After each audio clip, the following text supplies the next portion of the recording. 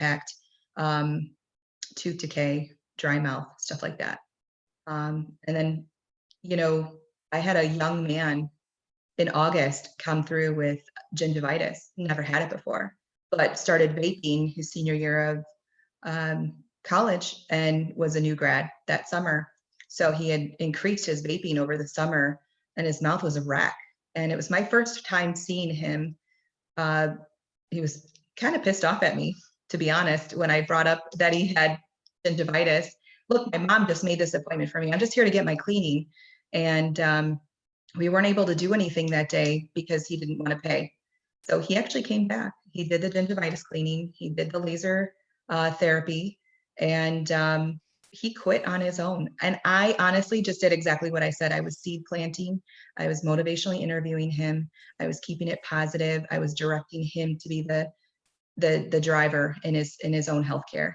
And I took photos before and after.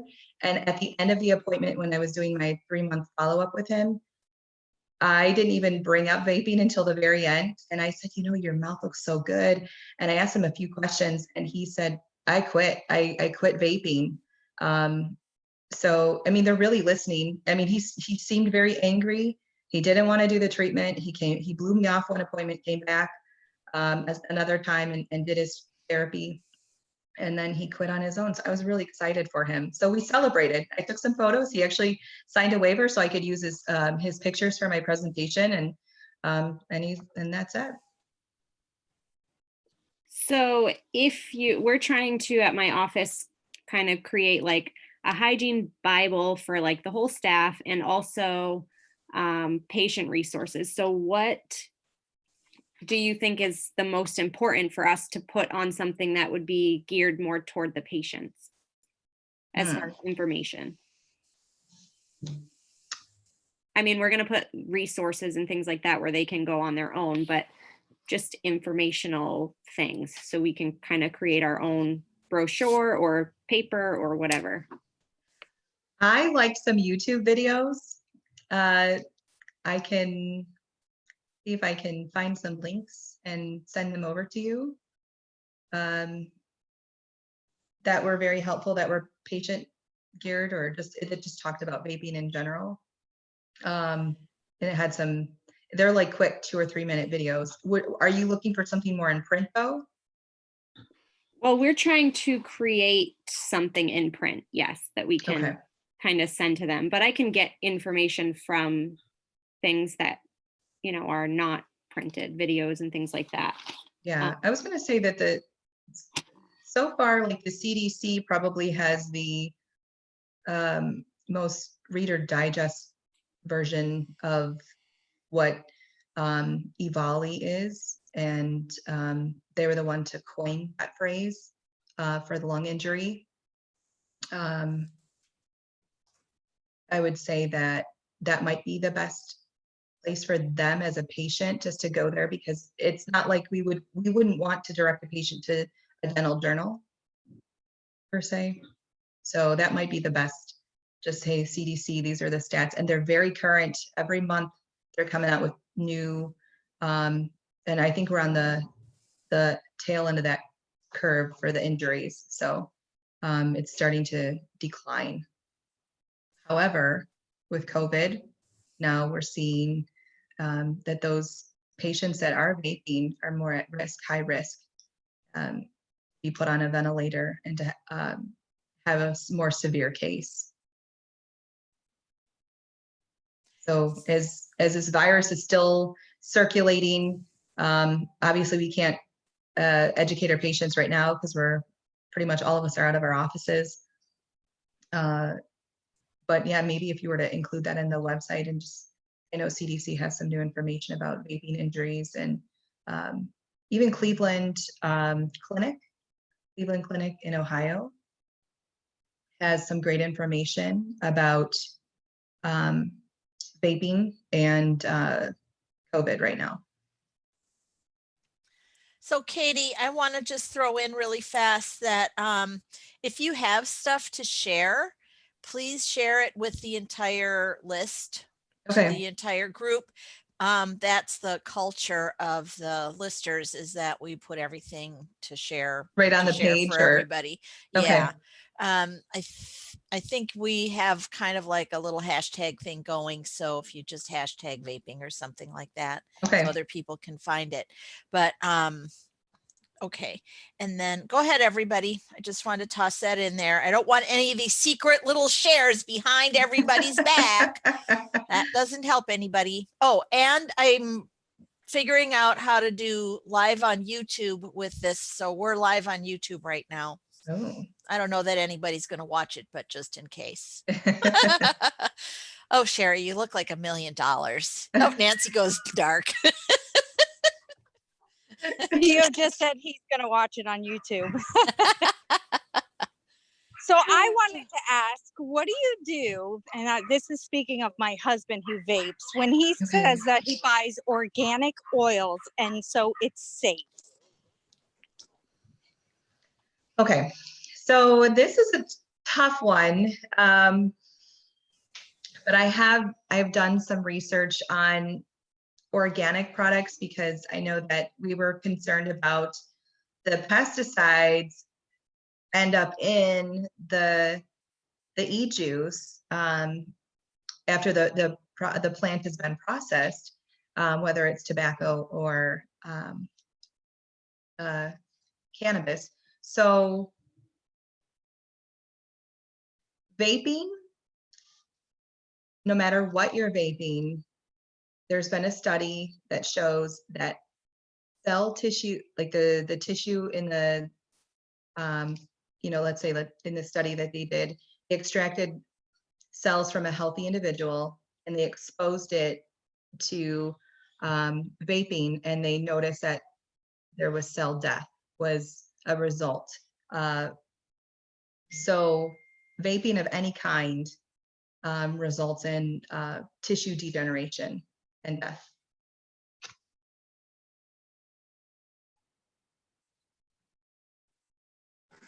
Thank you for that. Yeah.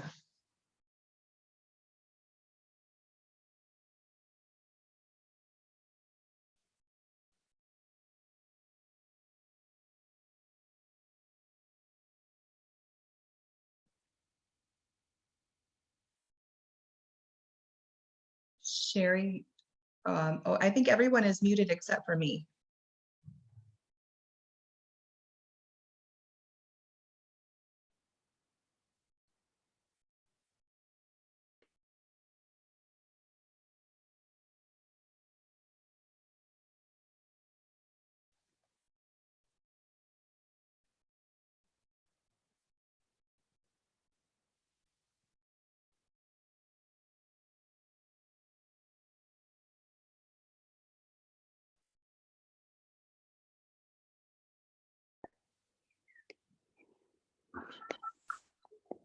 Who else is muted?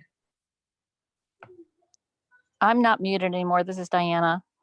Okay, I couldn't hear anyone. I see Shirley talking, but she's muted. Shirley, you're muted.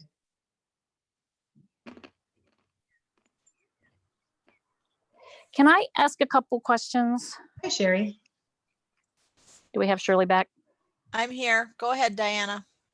Okay, so in full disclosure, my husband has a vape shop and he's had one for about 10 years. And he has helped people quit smoking. He's taken people away from cigarettes. He doesn't do anything that, he doesn't like promote vape. If they come to his shop and they're curious, a lot of times they come to his shop because he knows a lot about the mods and just the Yeah. whole way you do it and the oils and everything. I think the big problem with vape, and I am no expert, you're probably a whole lot smarter than I am, is this last few years or this last year when it started being sold on the street and it was a bunch of junk. Yeah. Unfortunately or fortunately, I have a daughter who's 27 and she smoked for a long time and she quit smoking with vape. She doesn't vape, but she vapes nicotine, and it goes down and down and down. So now she just vapes some flavors. But what he, we've never had any issues with this. Nobody in shops have any issue. He works with a lot of people from a lot of vets with PTSD and has really kind of helped them tremendously. And my big issue is these little vape or these big vape shops, these tobacco shops that jump up and they don't know, they sell what they don't know what they're selling. And the kids just get a bunch of junk juice. What do you think about that? That's a lot to unpack. Yeah, you can tell. I mean, I'm not, I just would like your opinion because I have seen mostly really positive. I mean, I've never seen anybody have trouble. And I'm not saying, don't think that I'm saying it's the greatest thing in the world. I'm not, but I do think it's better than smoking cigarettes. And I'm sure you've done research, so you can help me with this. Okay, so let me start with, okay, let's see if I can start from the top. So your daughter was able to quit, which is fantastic, right? She was smoking cigarettes. Mm-hmm.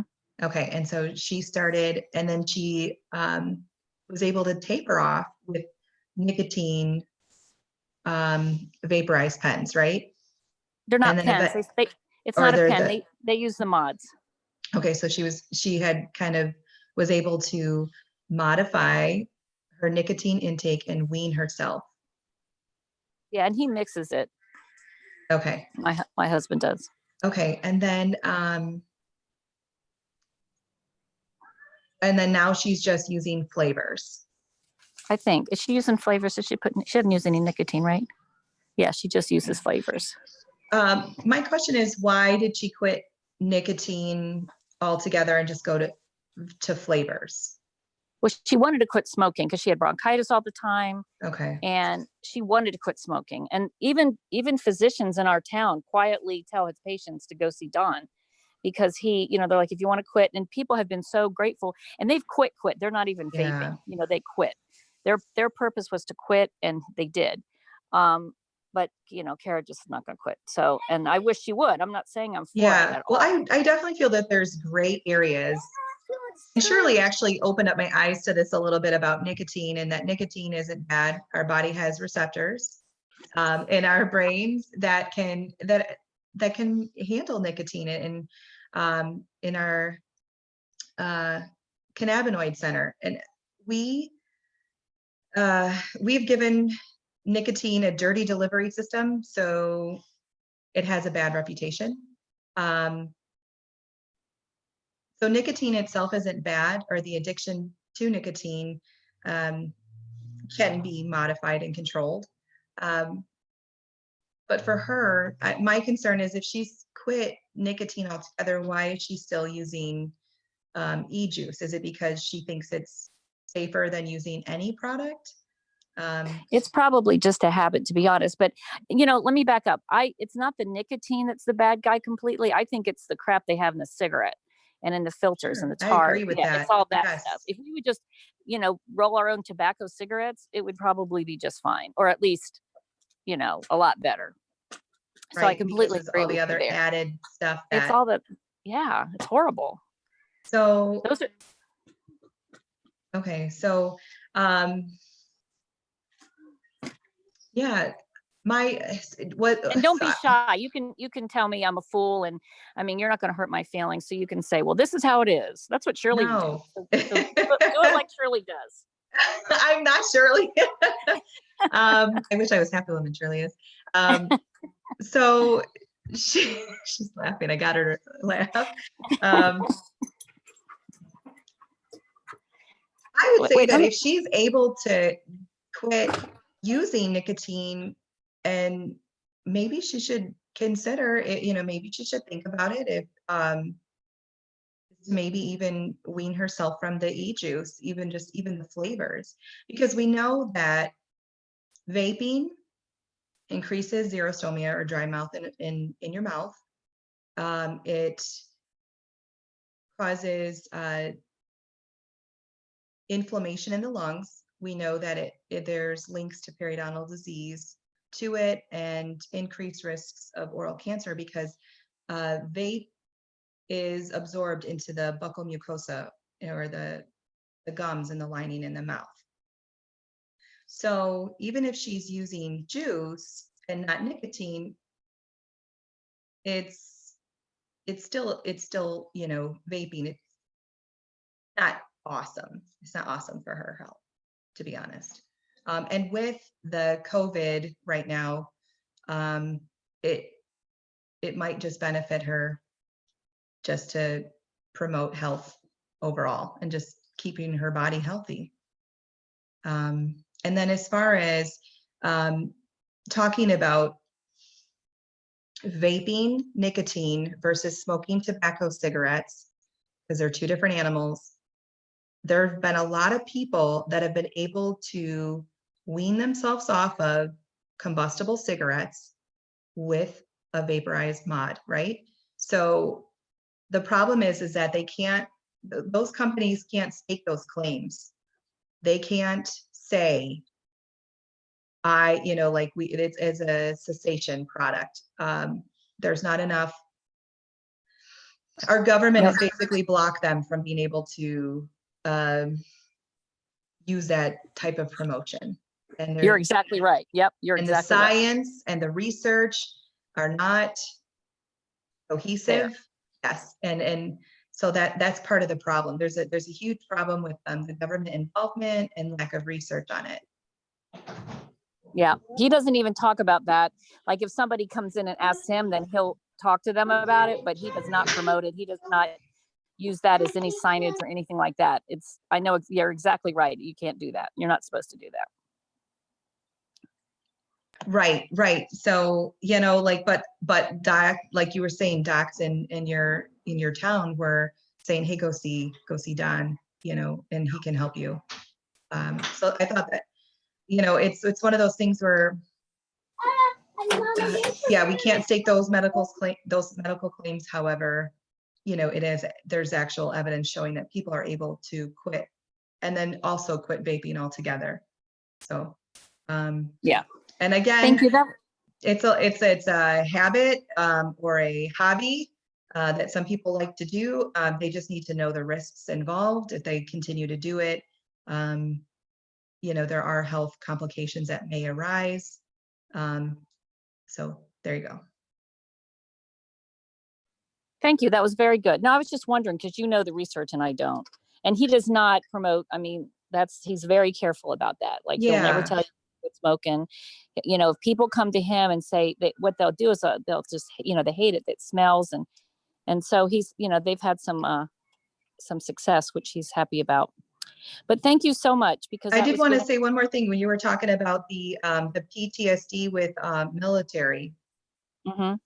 So there's. Oh, I'm sorry. He uses CBD for them. Excuse me. I'm sorry. CBD. Okay. I was going to say, so even using like THC products actually can increase depression and anxiety with PTSD. There's actual research out there that unpacks that. He doesn't, it's not THC, Yeah. it's CBD. So CBD is, I've actually, I was at Midwinter and somebody had a CBD oil booth and came over with a snake oil. I'm just kidding. It's not snake oil.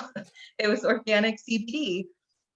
And he actually talked me into trying it sublingual. And I know that there's some wonderful properties that CBD has.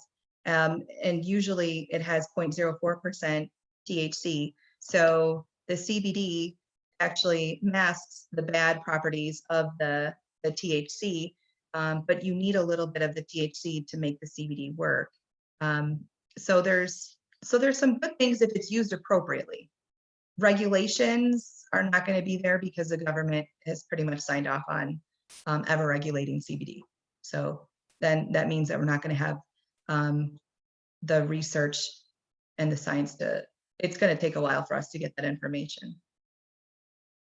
Yeah, you're right. He says it's 0.003. Is that what you said? His yeah, 0.003. Okay, so that's really low. And you're right. It's a lot. This is, going to take a long time, and there's lots of bad things about it. But, a dental hygienist's husband should not have a vape shop. But anyway, thank you for doing this. This is really great information. I walk around with my head hanging down all the time. No, I'm just kidding.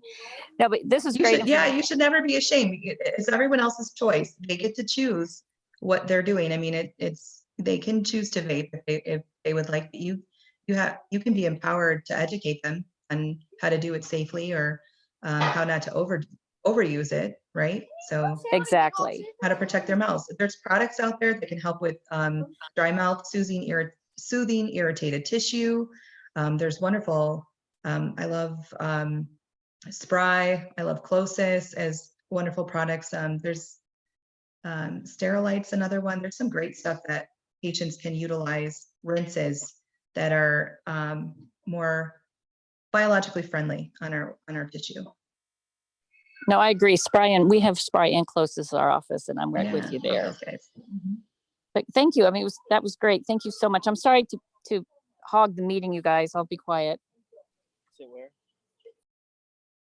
How is Don's business right now with since my question is you can help me with this. How is Don's business with since August?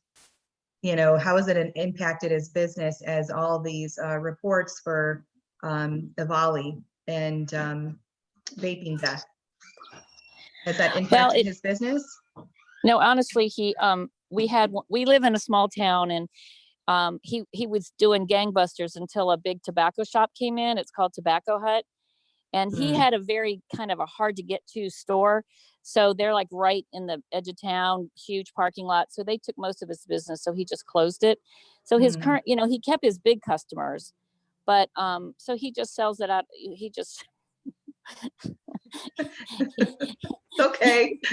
He's like the Avon man, the vape man. He sells it out of the garage. I love it. But it's not homemade stuff, right? No. And that was the big thing when he started doing this, is that he was very particular about what he sold. And, he really researched it, and it sort of came to him. He didn't go looking for it. So, he always been very particular. And then the new shop took a bunch of business, and then those guys would come back to him because they're like, they got crappy stuff and they didn't like what they had. So, he has good products if you can have a good product in vape. And so, but it's always been kind of a struggle with me because I am a hygienist and he has a vape shop. But, I think there's places for CBD. I think there's a place for vape. And like you said, you just have to educate people and make sure that they know what they're doing. So my other comment was going to be about, like the products, like the underground products that were being sold. Yes. Biggest one was Dank Vapes. That I actually stumbled upon their website as I was doing my research. I was all of a sudden, I was mostly sticking to scientific journals and, like the New York Times, CDC, different news websites to gather information. And then I started researching the actual devices because I was finding that there were more than one. Well, how many are there, and all the different generations? And I ended up finding black market websites, and I didn't know that's what I was even looking at because I'm uneducated in the product, or at least I was at the time, as I was looking. So if I was a vapor and I started vaping and I was looking for a product and I started Google searching, and all of a sudden I pull up these websites, now you've got unsuspecting customers looking to purchase something, and maybe they're comparing and weighing the cost. Well, this one's a lot cheaper than when I was purchasing it here. Now you're drawing in, and so now they're playing with fire. So when they did crack down on it, I was really happy to hear that, but it's also really scary to think that the average consumer was just walking right into it, and they didn't even know it. Very scary.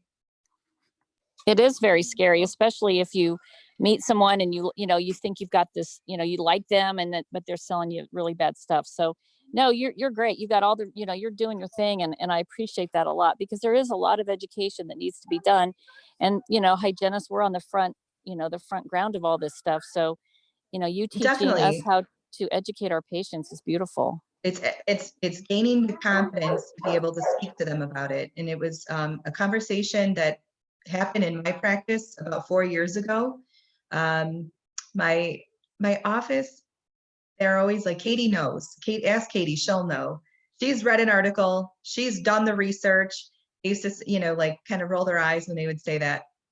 And my teammate was working on a patient, a girlfriend, and she said, "Hey, my boyfriend vapes." And this was before, like, this was about 4 or 5 years ago. And I said, that's interesting. I just read an article that came out in a hygiene magazine. And so I pulled it up online, printed it off, highlighted stuff for her. But at the time, there wasn't enough information for us to say, well, it's not, the science isn't saying this is bad. At least it wasn't a few years ago. Now we're seeing more research that backs it to say that abused products, overdoing it or even just being injured from the device themselves is now, being made aware to the public. And so that started piquing my interest a few years ago. We didn't have enough information. There are only, I think, a few, looking back in my research, that really were out there talking about it in the dental community, saying, hey, pay attention, wake up, guys, something's going on, it's not good. Yes, and I think you're right. I mean, I know you're right. We don't really have enough information even now, I don't think. And the problem with vaping and kids in high school, and they just think it's cool. It's like the cool thing to do, and unfortunately, that's that's just unfortunate because, like you said, they don't have knowledge. And if we can talk to them, like I always talk to the kids in my chair, I just ask them about it. Ever heard of vaping? What do you think about it? So I think we're educating. That's all we can really do. It's scary to think that our kids, even as young as middle school, are being approached by novice vapers in their grades. It's scary to think that they have to do education mantras to teach kids how to say no when they're approached by their peers. Exactly. Yes. Yeah, it's a sad state to live in, really. This is Carol. I have a question. Carol. I'm down here. I was the one that was sewing earlier. Well, I still am. My question is, like, we don't even have on our medical histories, do you smoke or chew? We don't even have that, which I don't have control over that, but I do ask my patients. But what are some signs that, like, I know with smoking, you have the, the darkness, the yellowing on the tongue, and of course you can smell it. For most people, but there's some people that are very, very clean with their smoking and you don't smell it. What are some signs that I can be looking for to somebody that I can kind of be certain that you vape? And so I can maybe approach my question a different way rather than, do you vape? I mean, they can say no, and I'm going to have to believe them. Where if I can say, Sure. I see blah, blah, this is like an indication of vaping. Do you, or, I don't know, I'd have to figure out what I would say, but what are some things that I could see? Okay, so usually when I'm starting off with that medical history, if they say yes to smoking, I'll ask them if they vape also. If they say no to smoking, I'll still ask them if they vape. Yes, you're right. A lot of medical histories do not have that listed on their forms, and we don't have a lot of control over that. So I make that a point to bring that up into conversation. So once I get in there and I start looking around, the first thing I do is I start with my head and neck screening, my oral cancer screening, moving things around the tongue, having them, I have a whole routine. So I'm looking the entire time with my loupes and my light. I'm looking for things like, let's say on their medical history, they don't take any medication, but you're noticing that your mirror is sticking to their cheeks or their tongue and it's drier. Look for more plaque indicators. Like all of a sudden, and especially if it's a young patient, and sometimes it can be hard because kids just sometimes are terrible with their home care, or their diets are high in carbohydrates and refined processed sugars. So, there's a lot more of that material alba. So start looking to see if they're drier, if they have more plaque, if you start looking on the roof of their mouth, if the tissue is like a grayish blanched color, And also then you'll look directly at the palate because there's such a contrast between the hard palate and the soft palate. The soft palate will be more red and irritated and even have stomatitis dots. So if they're heavy into it, you might notice sweet breath, a dry cough. Ask them if they, and you can ask them those things. Hey, let's say it's a patient 18 years or younger than 18 years. You could even just say, hey, I've noticed on the news, they've been talking about vaping and how it's more prevalent in school age children. Has your school done an assembly? Have you guys had like a pep talk or a lecture? See if they answer. Sometimes they'll say, yes, oh yes, we've had one. And a lot of the teammates on my hockey team, but I have never tried it. I had a young man volunteer that. They've never really admitted it that they've tried it and that that they're not continuing to do it.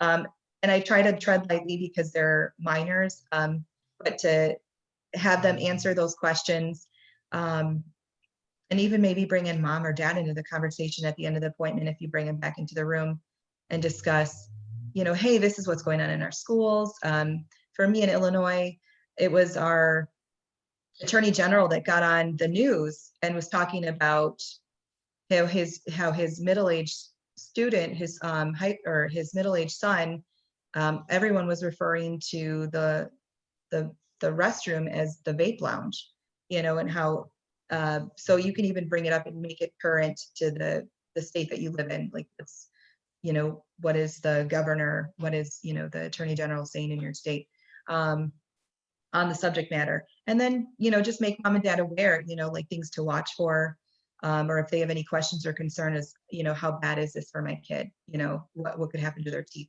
their gums, so yeah, sorry, I kind of got a little subject there, but yeah, so the tissue dryness, all of a sudden they've got gingivitis, especially in our young patients who are like, what's going on here? Something doesn't look right. It probably isn't. Okay. That's a great help. Thanks. So Katie, when you were here, however long ago that was, one of the things that I thought was telling was how they smell, and that they don't smell like tobacco. They don't smell like smoke. They smell like cotton candy. They smell like French toast. They smell like something else. Can you just talk about that for a half a second while we're trying to figure out what it is that would be a telltale sign? Oh yeah. I think I read a blog once that said, the dad said, my son smells like French toast all the time. I don't know if he's vaping, but he all of a sudden, yeah, he's got like this sweet fragrance on him. Yes. So when we were in Punta Cana for a wedding this summer at a family resort, it was more like an MTV beach club party because everyone was vaping in the pool. And we ended up walking right through a cloud on our way to the bathroom. And it smelled like cotton candy. And my 4-year-old said, that smells so good. And I was like holding my breath, like, don't breathe it in. And I'm just thinking, this isn't good. What is in this? We'll get to that later, but yes, it has a sweet, pleasant smell. Most people, if they're vaping like Trick cereal, Fruit Loops, cotton candy, like Shirley had just mentioned, French toast, maple syrup, the whole 9 yards. It's not necessarily going to, or mint. Mint is actually the #1 purchased product by minors or underage vapors. I thought that they were saying in the course that I watched that all the flavors other than menthol and tobacco or something were not legal. So does that mean the younger population is illegally, obviously they're illegally purchasing it if there's an age restriction, but they're getting it like from someone off market, or They could be. However, there is the mods where you can add juice to it. So you can actually still purchase juice, maybe illegally, but you can still make your own cocktail with vape juice. However, with Juul is not allowed to manufacture their products with the mango any longer. That was their number one seller. So yeah, it's just mint or menthol. Yeah, so there's different devices, different ways to get the flavoring. So another question that kind of piggybacks what you just answered, when you see those signs intraorally, how do you go about addressing that with your patient? Like, what do you use so that they're not defensive, but also that you're getting as much information as you can to them without overloading? So you want to remember to keep it not non-confrontational, because you want that to be a safe space for them to come back and see you.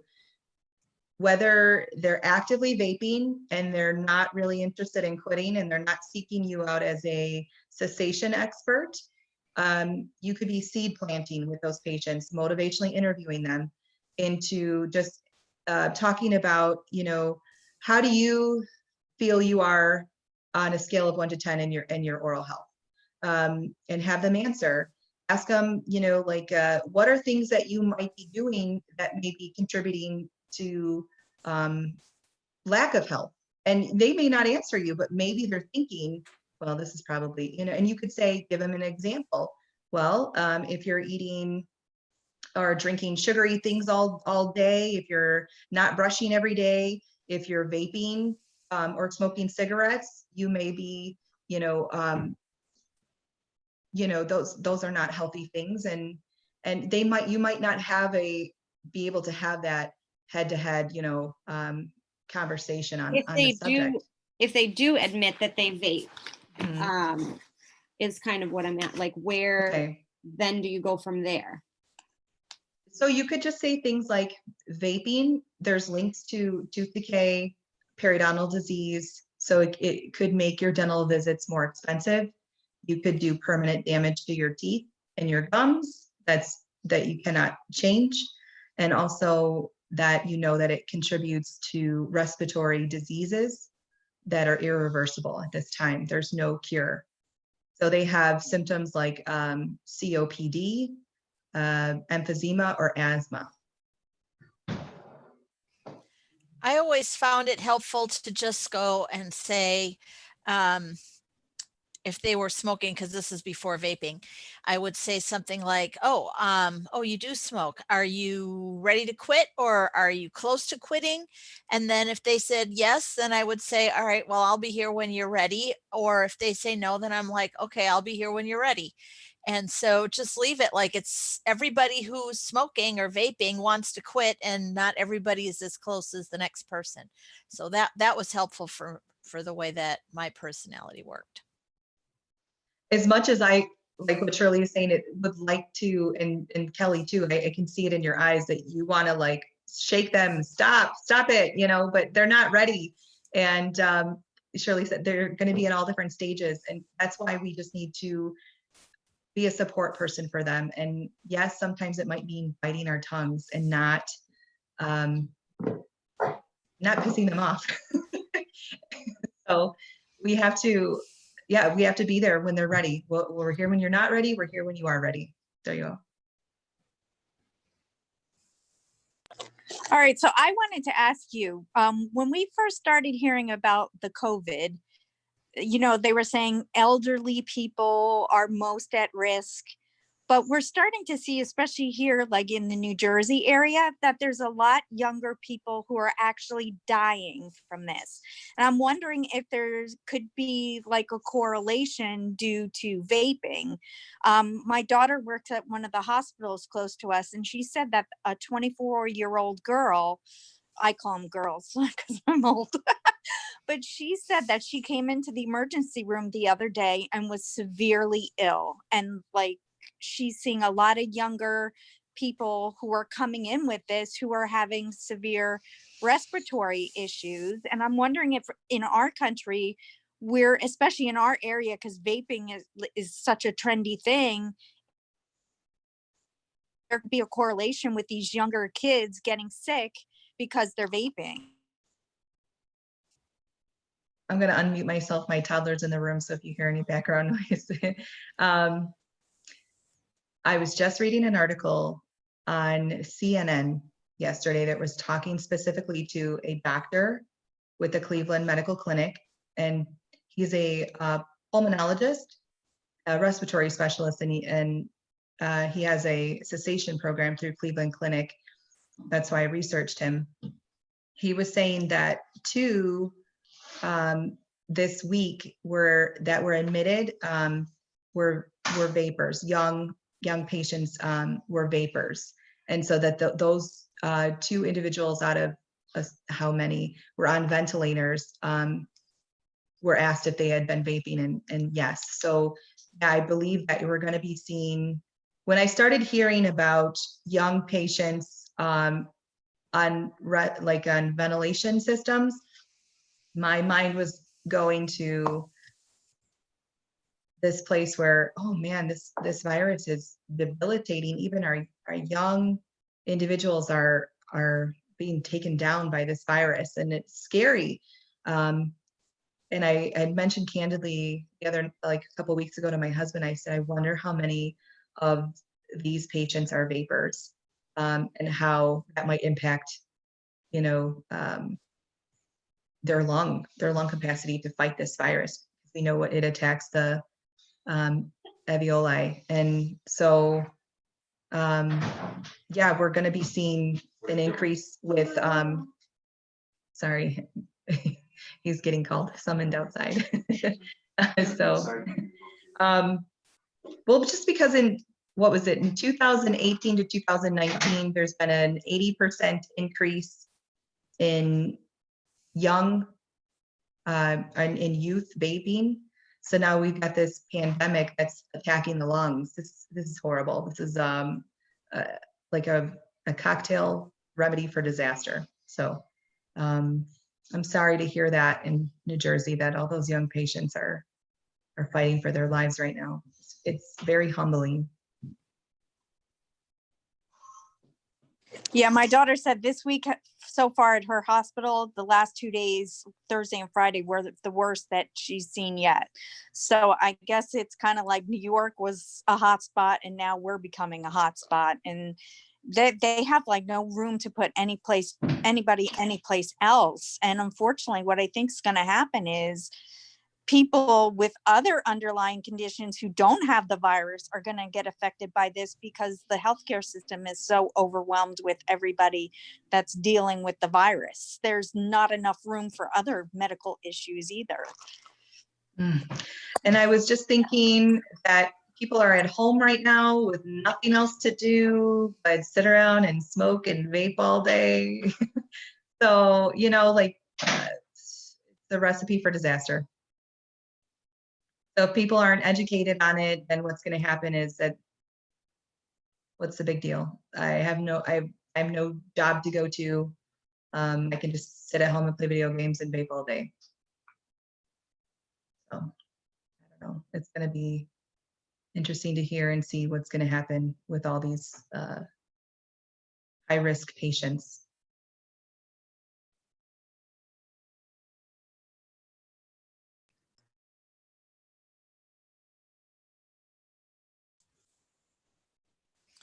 Well, this has been fun. I hope that everyone got their questions answered. I had big eye-opening experience when Katie came up to my presenters camp, and I was like, vaping, whatever. And then I was like, holy crap, vaping.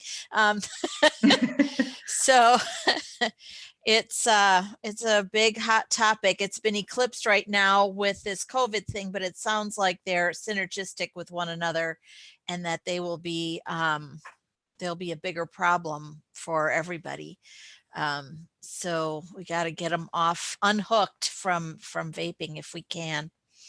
Wait, So can I ask one more question of Katie? yeah, go ahead, Amy. Absolutely. Do you Oh, Kelly. recommend, if we have a patient in the chair who has kids in the age range that's common, do you recommend we just kind of talk to them about it or give them information regardless of whether they think their child is vaping?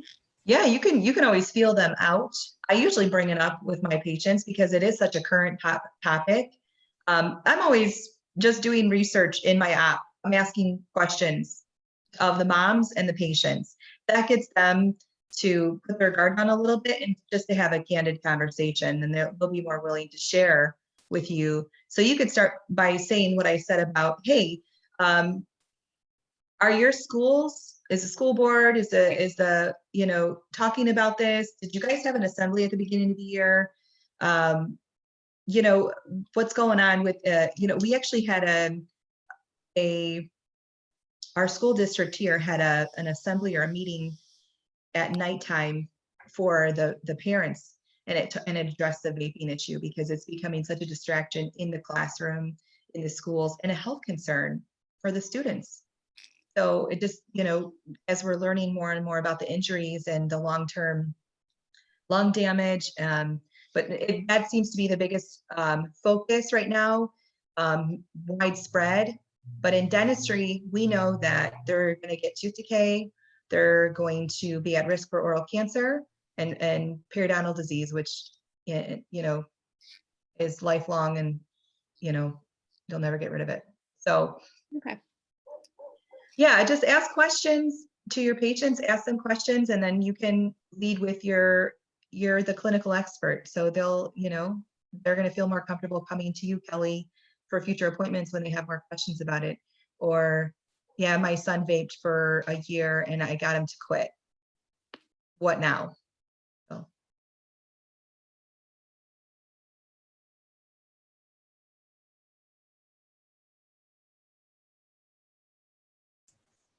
Amy, what do you want to do?